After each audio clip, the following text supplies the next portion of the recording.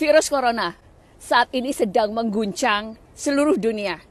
Virus corona sekarang lagi naik daun, sehingga banyak orang yang berusaha melindungi dirinya dengan masker, dengan menutup wajah mereka, dengan menutup seluruh tubuh mereka, supaya terhindar dari virus corona. Sebenarnya seberapa efektif sih masker melindungi kita? Mazmur 91 adalah jaminan bagi orang percaya.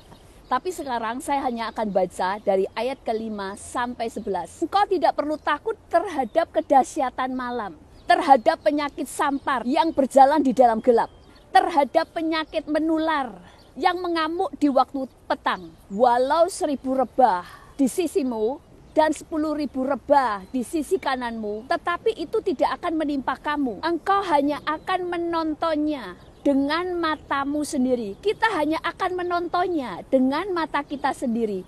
Apa yang sedang terjadi? Sebab Tuhan ialah tempat perlindunganmu. Yang Maha Tinggi telah engkau buat tempat perteduhanmu.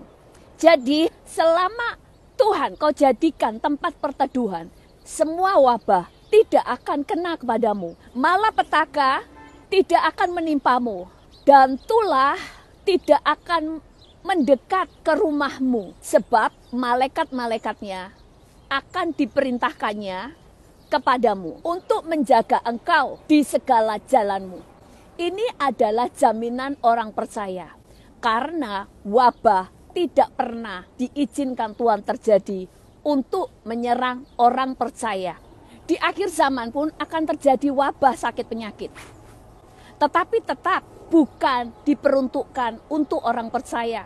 Di dalam Wahyu 9 ayat 2-4 berkata, maka dibukanyalah pintu lubang jurang maut itu. Lalu naiklah asap dari lubang itu bagaikan asap tanur yang besar.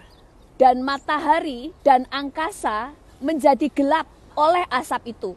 Dan dari asap itu keluarlah belalang-belalang ke atas bumi. Dan kepada mereka diberi kuasa, sama seperti kuasa kalajengking di bumi.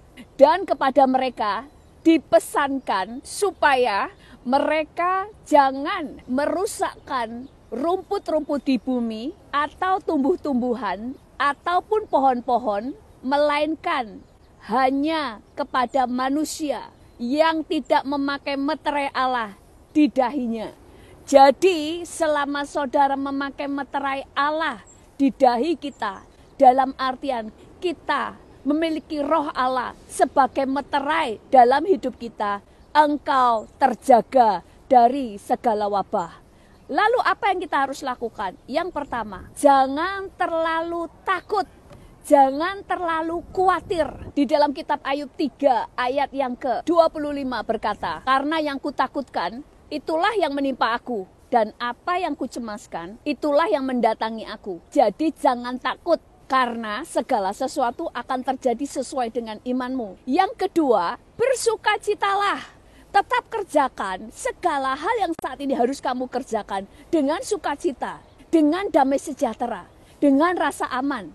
Di dalam kitab Amsal 17 ayat 22 berkata, hati yang gembira adalah obat yang manjur. Hati yang gembira bukan hanya menjadi obat, tetapi menjadi obat yang manjur. Tetapi semangat yang patah karena ketakutan, karena kekhawatiran, mengeringkan tulang.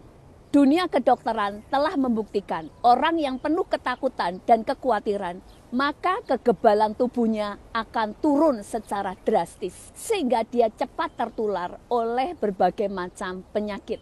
Yang ketiga adalah bangun benteng. Benteng kita yang paling kuat adalah darah Yesus. Pada waktu roh maut mendatangi seluruh Mesir untuk membunuh setiap anak sulung, tidak ada satupun anak sulung bangsa Israel yang mati, karena setiap rumah mereka di ambang pintunya diolesi darah anak domba sebagai lambang darah Kristus. Demikian juga saudara dan saya minta darah Yesus menutup bungkus dirimu, keluargamu, kotamu, bahkan bangsamu. Yang keempat adalah pakai otoritas untuk mengusir virus ini dari hidup saudara. Karena saudara dan saya diberi kuasa dan otoritas untuk menghancurkan, untuk menahan, bahkan untuk menghentikan setiap wabah penyakit. Lukas 10 ayat 19 berkata, sesungguhnya aku telah memberikan kuasa kepada kamu untuk menginjak ular dan kalajengking, dan kuasa untuk menahan kekuatan musuh, sehingga tidak ada yang membahayakan kamu. Berarti sudah ada jaminan bahwa roh-roh itu pasti takluk kepada saudara dan saya, karena kita membawa nama Yesus. Kuasa itu sudah diberikan. Ini waktunya kita mempergunakannya. Seringkali wabah diizinkan terjadi supaya dunia bisa melihat perbedaan antara orang percaya dan orang yang tidak percaya. Mereka akan melihat bagaimana besar kuasa doa orang percaya, sehingga dunia bisa melihat Yesus lewat hidup kita. Tuhan Yesus memberkati.